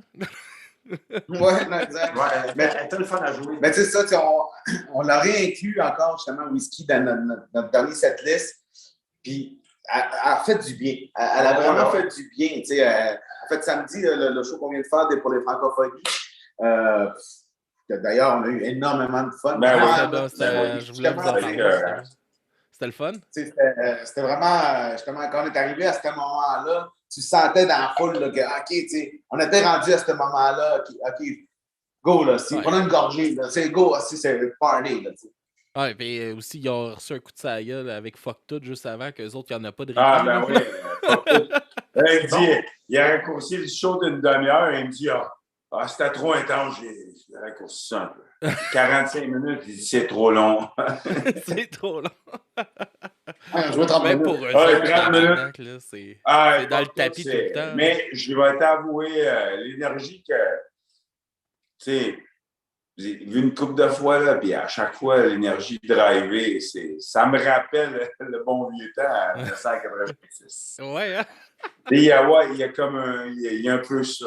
Je pense que c'est pour ça, tu sais, la connexion est évidente. Puis c'est le fun, justement, aussi, tu sais, que vous ayez encore des opportunités comme les Franco qui accueillent encore des bands underground comme ça, dans des belles salles, là. Chris, vous aviez une belle salle, là, parce que vous écoute, ils n'ont pas le choix. Le premier show de Barf au théâtre, au studio TD. En fait, non, je dirais au contraire. En fait, sérieux, je ne suis pas d'accord. Ils ont le choix. Ils ont le choix. Écoute, ils ont tellement de bandes hip-hop qu'ils ont le choix en tabarnak. Ben oui. Sauf qu'on est chanceux. On est loin de l'époque où est-ce qu'on l'a fait. C'est quand? En 2014? Aujourd'hui, là, tu regardes C'est à Saint-Port. En quelle année? Pas vrai? 2017. 2017. Mais tu sais, c'est ça. Aujourd'hui, qu'est-ce que tu vois dans la programmation? C'est toujours les mêmes chansonniers qui reviennent tout le temps, plus juste du hip-hop. Tabarouette, comment donne-nous. Fait que ça, tu sais, je comprends que ça leur prenait une petite party metal, là, puis on est content d'avoir été choisi pour ça. Mais, c'est quoi cette programmation-là? Il y a juste du hip-hop. Je suis désolé, je regarde ça. C'est ça la pop d'aujourd'hui. Il y a certains artistes que je respecte, ces artistes-là.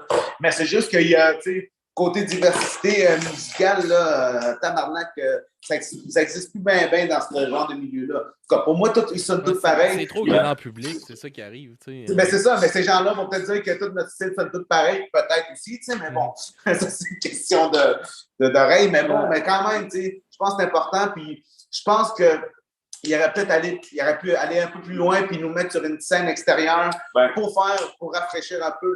C'était toute la même crise d'affaires. Nous autres, on a donné notre 100%, puis ça faisait 2 ans qu'on attendait ça. À cause de la pandémie. Je pense que les bandes... Quand on est arrivé... Denis est très dominant ce soir. Il y a un appel de sa femme pour qu'il rentre. Il est trop talent. Laissé. C'est fini. C'est ça. Divorce. Ça faisait 2 ans qu'on n'avait pas joué à cause de la pandémie. Puis, je veux dire, on en rêvait quasiment à la nuit de faire un show devant le crowd qui nous attend. Quand on était là, on l'a senti, l'énergie tout de suite. On a dit, OK, il y a de quoi qui va se passer à soir. Là. Dans les premières tunes, je le sentais. Là. Puis c'était ça là, que c'est passé. C'était vraiment notre show de retour. Là. Le monde s'ennuie. Hein? Ah, c'était écœurant. C'était vraiment... Il y avait de quoi. Il y avait de magie dans l'air. Il y avait de quoi. Là. Il y avait quand même...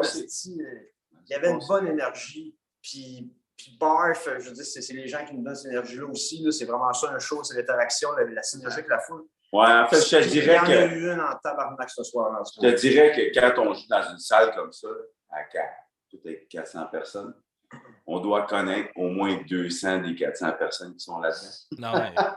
Ben, Ah ouais, on leur connaît des fois. avec le temps que On ça vient fait avec là, le corps un peu quand même. Mais tu sais, je vais revenir à ce que tu as dit tantôt, du fait que, qu'on puisse, que notre band puisse jouer dans une salle de spectacle de ce genre-là, dans un festival d'envergure. C'est sûr que pour nous, c'est un honneur quand même de pouvoir être là-dedans. Là.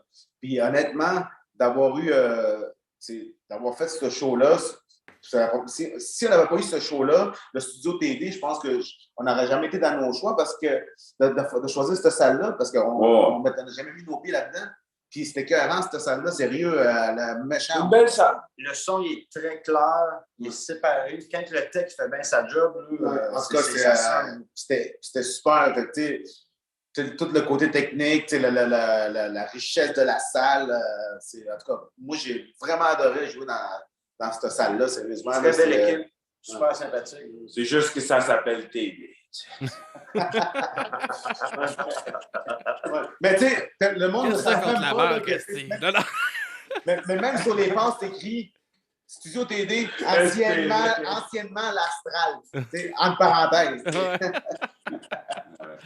Non, mais c'est comme quand ils ont changé l'MTLUS, là, ça va toujours rester le Métropolis. Le Métropolis, c'est clair.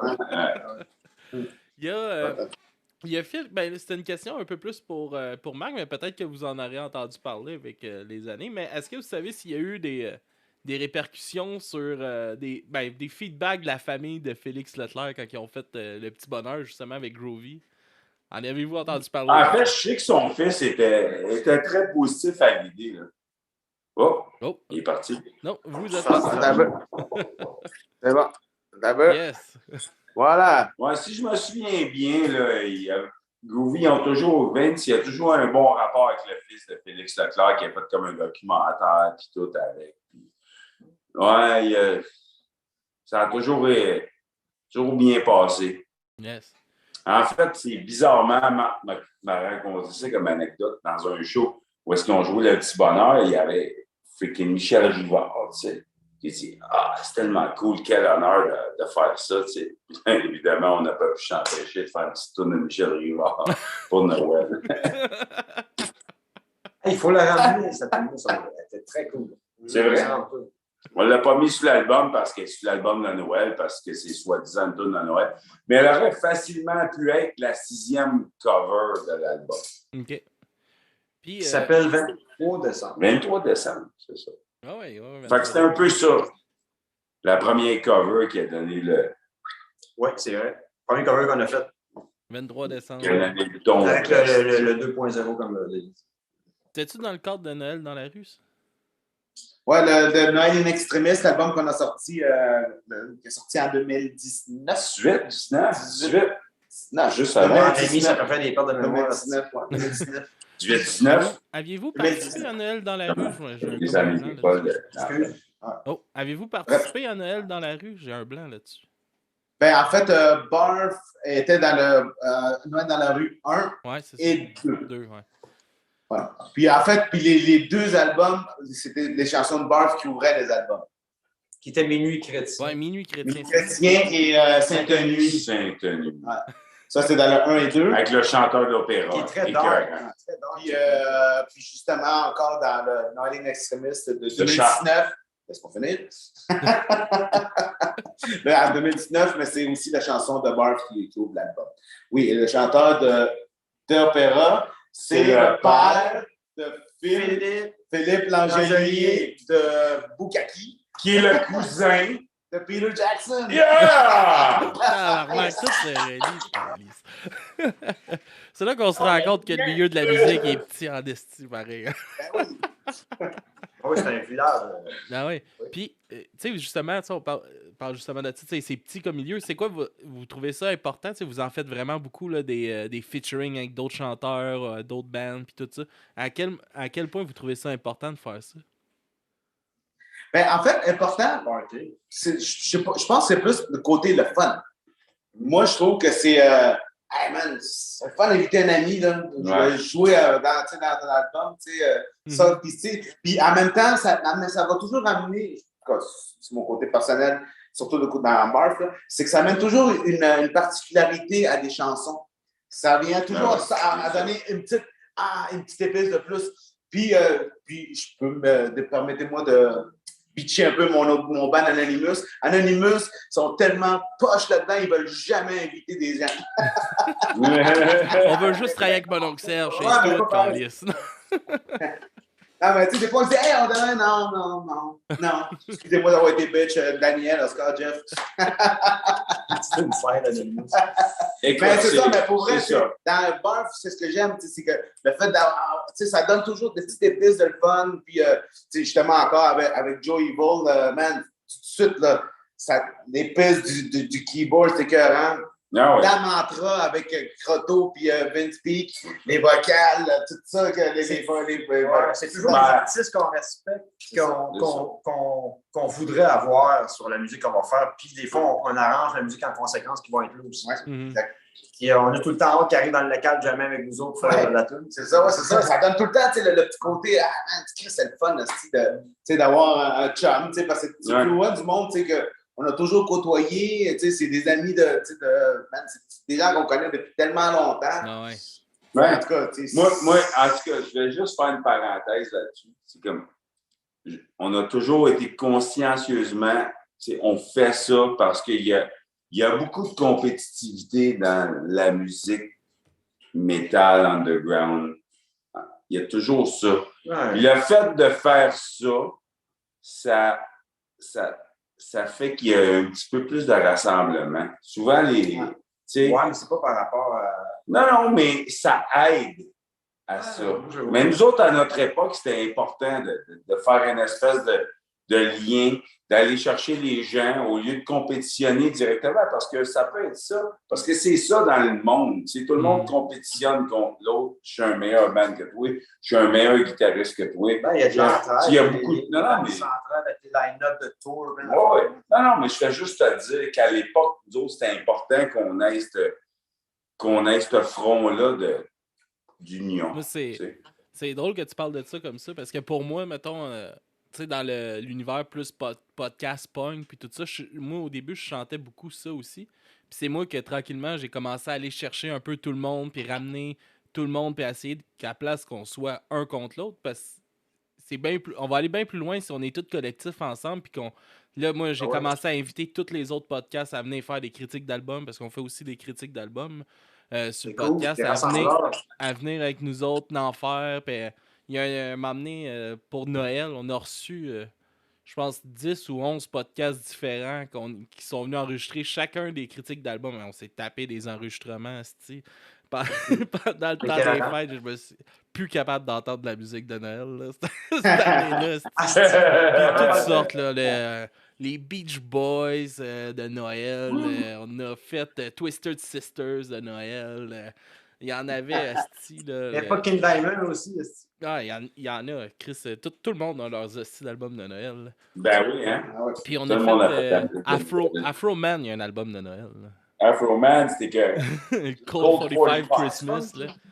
Connais-tu Cold 45 Christmas? Ben oui, on l'a fait on l'a fait en critique.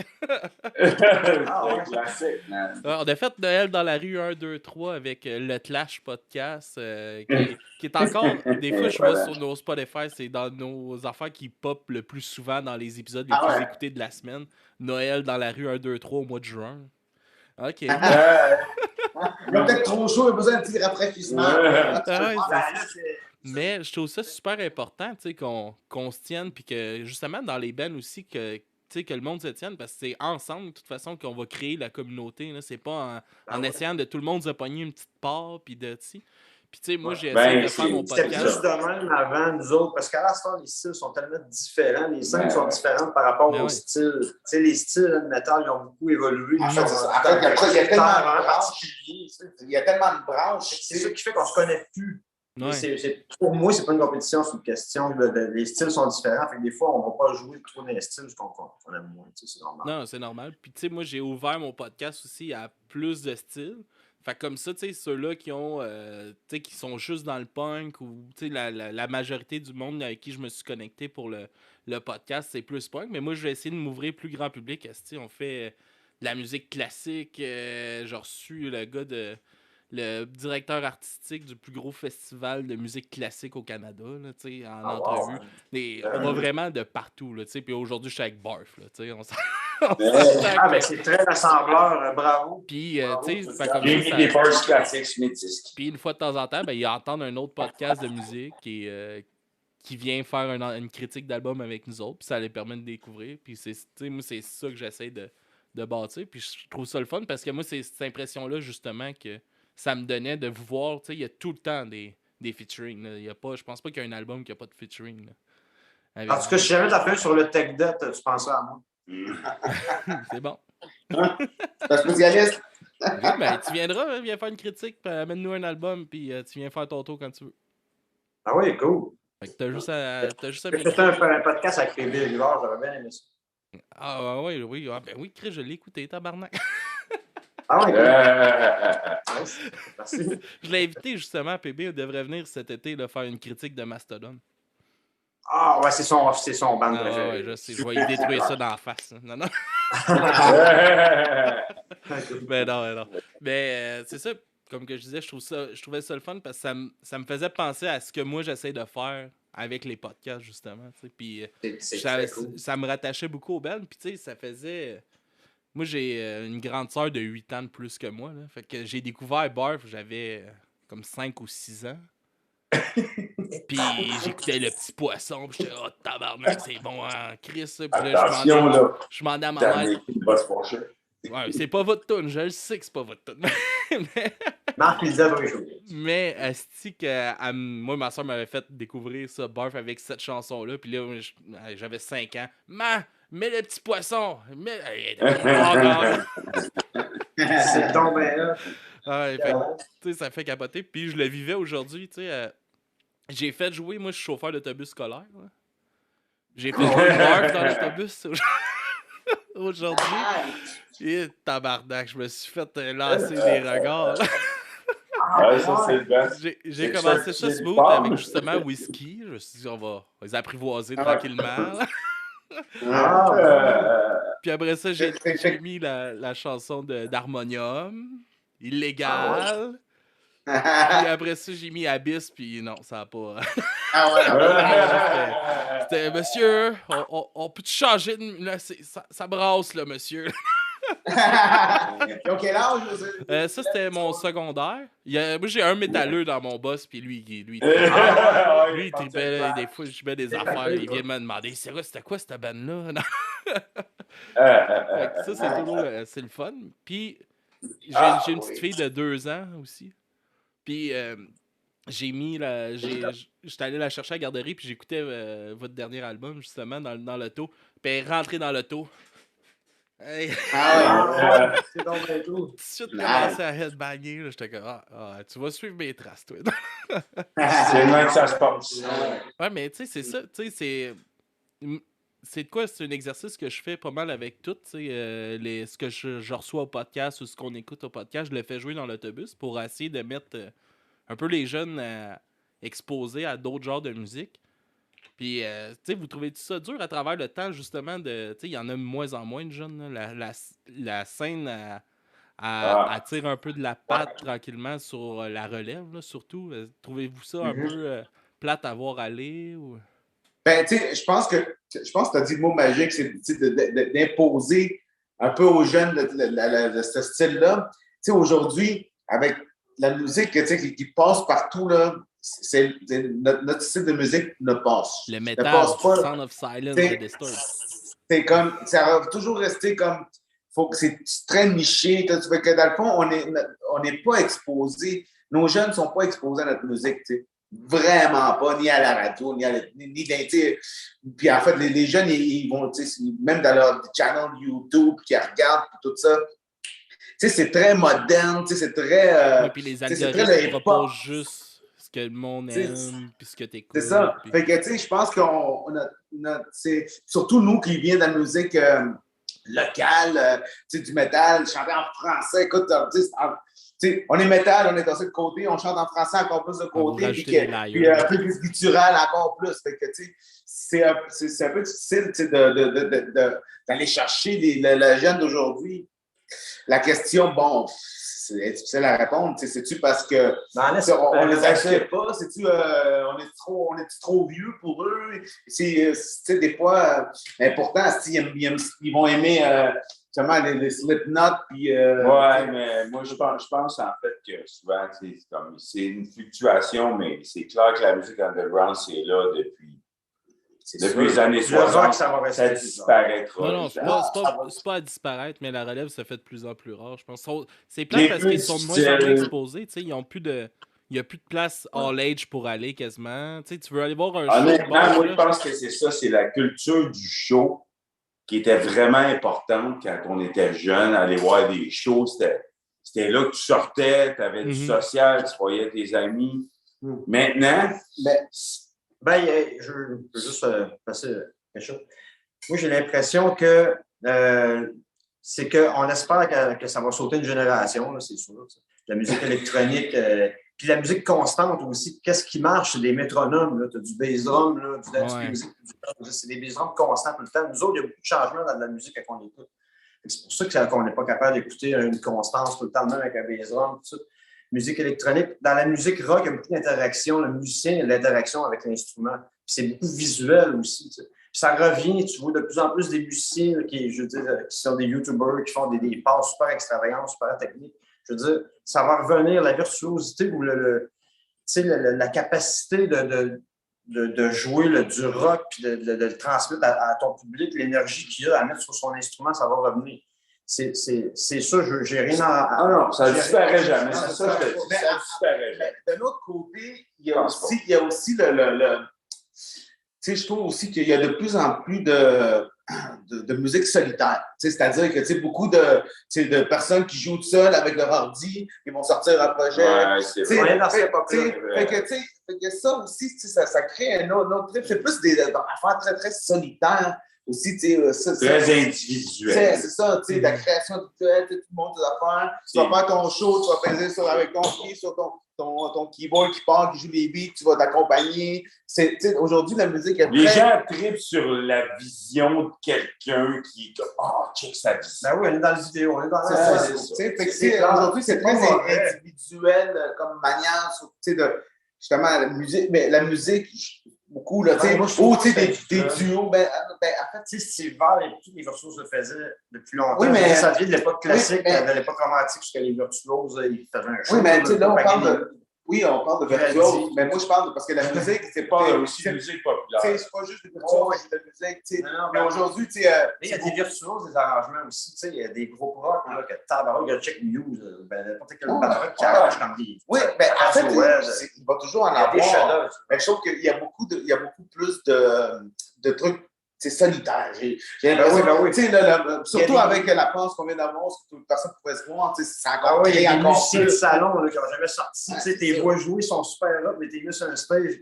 Non, on va travailler mon gars. L'interaction en musicien. Il y en a de toutes les sortes. Mais avoir un band, c'est sûr que c'est. C'est moins in, en tout cas, aujourd'hui. C'est moins in, mais la magie du local. Mais c'est toutes tes bands. Tu sais, la magie du local, je dis. Ça prend tout un band pour aller live jouer, à moins que tu fasses du fucking hip-hop. Tu sais, mettons, de moi. Tu sais, mettons que tu fais juste des shows, là. Tu fais juste des shows, puis tu n'as pas de local, c'est plate en crise. Tu sais, il me semble que le fun, il part d'un local avant tout. Non, ouais, c'est ça. Le temps de créer, le temps de. Tu sais, c'est une famille, il faut que tu consacres du temps, il faut que tu t'en occupes, t'en prennes soin. Puis... Ouais, puis faut une fois par semaine. Au moins. Pendant 36 ans. Il y a eu des bonnes pauses. Mais avant tout, on est des gars de bande, ça, c'est clair. Ouais. C'est sûr que c'est jouer avec les autres. Jouer tout seul, moi, j'en ai fait plein de démos, j'ai fait plein de tunes tout seul, mais il manque ça se passe pas tout seul. Moi, en train de drummer, jouer tout seul, j'ai jamais fait ça. Moi, j'ai toujours joué avec... Moi, je joue tout seul dans mon local, là, je vais jouer tout le temps. C'est plate. J'ai besoin de musiciens ici. C'est comme ça, j'ai toujours... Dès le jour 1, je me suis mis assis derrière un drum, j'avais des gars avec moi qui jouaient. Fait que je suis comme incapable d'être tout seul. J'ai jamais appris à jouer comme ça. Je viens d'une autre école, je suis old school là-dessus. Fait que j'ai la chance, pour moi, j'ai quand même une chance là, d'avoir joué avec Anonymous depuis 30 ans. là, avec les Barfs, que ça fait plus de 18 ans que je joue avec eux, d'avoir quand même des bands, des gens avec qui partager un local, partager de la musique, partager des idées. Je me considère extrêmement chanceux. Oui, puis c'est le fun, le local. Jammer avec Barf, jammer dans un local, c'est tellement trippant. Moi, ce que je souhaite, c'est que là, qu'on le fasse jouer, cet album-là, en région, là, s'il y a des bookers qui nous écoutent, puis qu'on en refasse un autre après. Moi, j'aimerais vraiment ça faire un autre album, mais juste des compos. Ah ouais, pas de niaisage. Le tabou, c'était pas le plus grand fan de faire un album. Mais moi, je vis dans le futur beaucoup. Là. Oui, d'autres on vit dans le passé, on est Tu sais, quand j'étais jeune, yes. Hey, les gars, ça fait déjà une bonne heure et demie qu'on est ensemble. On va rapper ça tranquillement. Je vais faire jouer deux de vos chansons. Je vais vous laisser nous en parler. Je vais faire jouer en premier Abyss avec Joe Evil que vous avez en featuring sur cette chanson-là. Puis après ça, je vais faire jouer aussi Fuck the World que vous avez fait aussi un petit clin d'œil à Clockwork Orange avec le clip et tout ça. Là. Je vous laisse on a composé à 4, celle-là. Ah ouais, celle-là, ouais. Je vous laisse parler des deux tunes pour commencer. Puis après ça aussi, vous m'avez envoyé une découverte de la semaine que je sais pas si c'est Marc qui l'avait envoyé. Est-ce qu'il faut que je vous la dise? Ouais, peut-être, oui. Ouais, c'est First Fragment avec Soif Brûlant. Ah ouais, c'était drôle, c'est la suggestion. Hein. Ben, il m'a demandé. C'est parce qu'elle ne dure pas 19 minutes, ça. Un bon 6. C'est pour vous donner une idée de ce qu'il fait quand il arrête de se décrotter le nez avec Barf. Fait que je vous laisse parler d'Abyss puis Fuck the World. Puis après ça, je vous laisse présenter la découverte. Bon, ben, Abyss. Écoute, Abyss, dans le fond, c'est Forrest qui est arrivé avec tous les riffs de l'intro. Puis que tout de suite, ça inspirait. On entendait tout de suite comme un piano là-dessus. Les deux premiers riffs. On l'a fait une tonne avec. Moi, j'étais allé au cégep avec Joe, tu sais. Okay. J'ai fait un exposé sur À toi pour toujours ta Marie-Lou avec. C'est ça. Fait que là, donc la chanson est née avec les riffs à Forrest. Puis, fil à l'aiguille, Denis a mis son idée dans la finale. Dans le centre, quand le keyboard décolle, le riff, c'est à partir de là que où est-ce qu'il traîne les pyramides? Okay. Fait que, donc, c'est ça. Donc, ça vient un peu de... L'instrumentation, c'est un peu là. Puis, bon, bien sûr, un travail d'arrangement. Marc a fait les vocales. Ouais, Marc a fait les vocales. Puis après ça, ben, écoute, on l'a proposé à Joe de Saint-Claude à la chanson. C'est vraiment, vraiment bien fait avec Joe, justement. Les deux qui chantent en même temps, ça marche en... Puis c'était important qu'on l'entende bien, dans le mix. On s'est dit, on a Joe, on veut l'entendre, on veut que, justement, un son très deep purple. C'est moi ce que je voulais, c'est bien faire balancé, la toune la plus avide Grimmskong que tu as jamais entendue. Mais c'est ça, c'est super bien balancé. Là. C'est vraiment bon. Avec les deux voix, t'entends parfaitement Marc, t'entends super bien Joe aussi. C'est un beau match ensemble. Puis, si vous nous parlez un peu de Fuck the World. Fuck the World, hein? Fuck the World, c'est ça, parce que Fuck the World, c'est... Marc, il était arrivé avec le texte. Puis je me rappelle que la première fois, on avait monté des riffs qui n'étaient pas en tout. C'était pas ça pas en tout. Puis là, bon, on l'avait mis de côté. On trouvait ça un peu gaga, Fuck the World. Puis là, finalement, on a dit, non, on retravaille là-dessus. Puis là, on niaisait. C'est bien, ouais. C'est là, on a sorti des idées, ça marchait, puis là, go, puis... Fait que Forrest, il a fait pour on l'a vomi, on l'a récupéré pour l'en vomir après. Fait que c'est ça, fait que dans le fond, ça a été vraiment comme une inspiration, tu sais, d'une soirée au local, justement, typique d'une soirée locale de 4 gars. On prend de la bière. Pour avoir un peu siphonné le même joint. On lâche une hache pour le pote. C'est comme les genres de tunes que tu veux faire quand tu as un band où est-ce que tout le monde est dedans. Tout le monde y a du sien, tout le monde a son idée, puis là, tu arrives à la fin. On l'a monté, Elle est vraiment plaisante. Tu sens que vous avez eu du fun à monter cette tune-là. Là. Ça, oui, c'est le fun à jouer. L'idée du clip, c'est venu de où? C'est qui le fan de cinéma? Là? Ben, en fait, c'était Carlos Ponte. Carlos Ponte nous avait suggéré ça. Il y avait eu comme l'idée de voir ça, le Clockwork Orange, puis tout. Là. Écoute, au début, on avait comme eu une idée de le tourner au local, mais les premières prises de vue qu'on avait, c'était vraiment horrible. Fait que finalement, on s'est dit, hey, on venait de se faire un backdrop pour la tournée du show. Fait que on s'est dit, hey, fuck off. On change notre idée, parce qu'on avait comme un mur blanc en arrière. Là. Hey, fuck off, on sort notre backdrop, puis ça a tout changé l'allure du local. Parce qu'on a tourné ça dans notre local, là, les prises de vue de musicales. Puis après ça, on a fait le tour de la ville, habillé en Clockwork Orange, à faire des niaiseries. Non, c'est vraiment cool. Fait que, oh shit, il me reste 10%. Yes, parfait. Fait que je vous laisse nous présenter notre découverte de la semaine qu'on va écouter à la fin. Puis on se laisse là-dessus, les gars. Okay. Vas-y. Ben, la pièce est Soif brûlante de First Five Man, qui est sur l'album Gloire éternelle, sorti le 23 octobre 2021, l'année passée, sur le label Unique les deux. Puis Soif brûlante, pour moi, c'est une des pièces techniques, là, vraiment techniques, un petit peu dans le style de Dassin, l'album d'avant. C'est une de mes pièces préférées. Là. Elle est super le fun à jouer, elle est super technique. Puis oui, j'ai mis le paquet là, comme le plus possible pour mettre les meilleurs arrangements de bass là-dessus. Puis on va sûrement la faire en show là, pour les prochains shows qu'il va avoir, qu'on va annoncer bientôt. Puis fait que c'est ça, bonne écoute. Il y a une intro de slap, là. Il y a comme une petite intro, ça prend à peu près 40 de secondes avant que ça commence le tech là. Fait que bonne écoute. All right. Merci beaucoup, les gars. Est-ce que vous avez des shows qui s'en viennent? Merci à toi.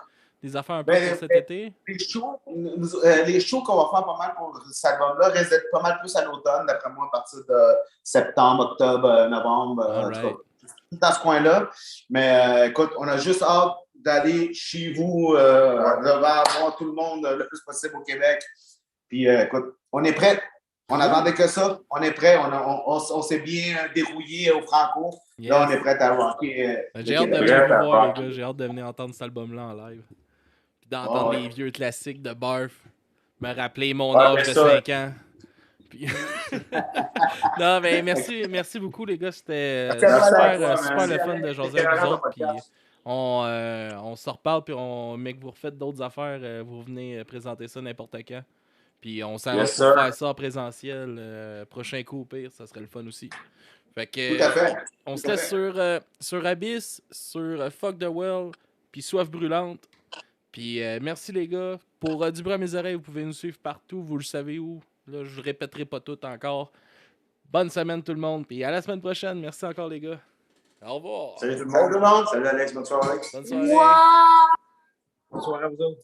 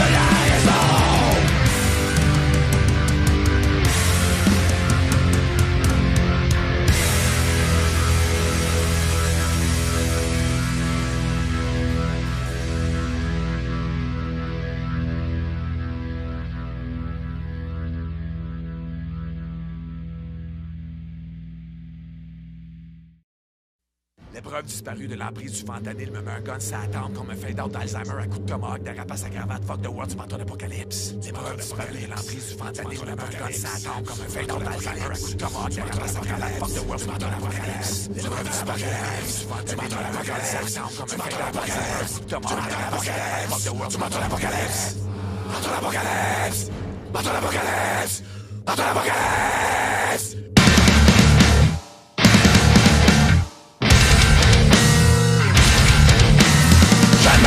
L'évidence autour de moi, c'est de la démence. On s'en va même dans un mur, y'a aucun doute pour moi, c'est sûr.